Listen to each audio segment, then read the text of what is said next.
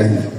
Amtala badminton tournament 2025-এর উপস্থিত স্নেহভাজন সভাপতি, উপস্থিত আছেন আজকের অনুষ্ঠানে বিশেষ অতিথি পাখিলিয়া ইউনিয়ন বিএনপির সংগ্রামী সভাপতি আব্দুস সুবহান, সাধারণ সম্পাদক আমিনুর রহমান, উপস্থিত আশুলিয়া থানা বিএনপির যুগ্ম সাধারণ সম্পাদক শরীফুল আলম, উপস্থিত আশুলিয়া থানা বিএনপির যুগ্ম সাধারণ সম্পাদক লুকমান হোসেন, উপস্থিত আছেন আশুলিয়া থানা বিএনপির সাবেক সহসভাপতি আতাউর রহমান, উপস্থিত পাখিল ইউনিয়ন বিএনপির সাংগঠনিক সম্পাদক আবুল কালাম সহ সকল নেতৃবৃন্দকে আমি আমাদের সংগঠন বাংলাদেশ জাতীয়তাবাদী দলের পক্ষ থেকে জানাচ্ছি অভিনন্দন ও সালাম।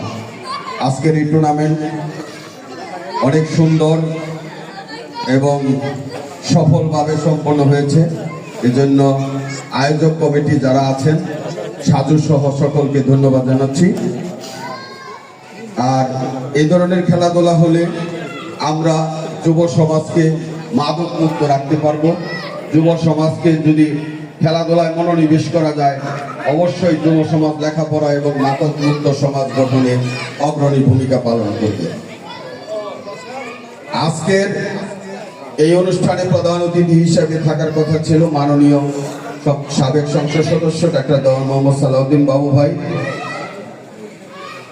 উনি ঢাকাতে আমাদের বাংলাদেশ জাতীয়তাবাদী দলের এক বর্ধিত সভা এখনো চলছে, যে কারণে উনি আমাদের সভাপতি মহোদয়কে বলেছেন এই প্রোগ্রামটি সম্পন্ন করার জন্য, যার কারণে আমরা শেষ করছি। আমি সকলকেই, যেহেতু এটা খেলা পরে পুরস্কার বিতরণ অনুষ্ঠান, আমি কোনো রাজনৈতিক বক্তব্যে যাব না, শুধু এটাই বলতেছি যে দীর্ঘদিন পরে হলেও আমরা যারা বিএনপি করি, বিএনপি নেতৃবৃন্দ এখানে বক্তব্য রাখতে পারছি, তার একমাত্র দাবিদার বৈষম্য বিরোধী ছাত্র আন্দোলনের সেই শহীদরা। যে শহীদরা তাদের নিজেদের রক্তের বিনিময়ে আজকে আমাকে আপনাকে এখানে কথা বলার সুযোগ করে দিয়েছে। আপনারা জানেন কিনা জানি না, আমাদের পাথেলে ইউনিয়ন থেকে 2 জন শহীদ হয়েছে, সিয়াম এবং শ্রাবণ গাজী। আল্লাহ তাদের আত্মার মাগফিরাত কামনা করছি, তাদেরকে বেহেশত নসিব করুন। সকলকে আমি আমার ব্যক্তিগত পক্ষ থেকে ধন্যবাদ জানিয়ে আমি আমার বক্তব্য শেষ করছি। আল্লাহ হাফেজ। বাংলাদেশ জিন্দাবাদ।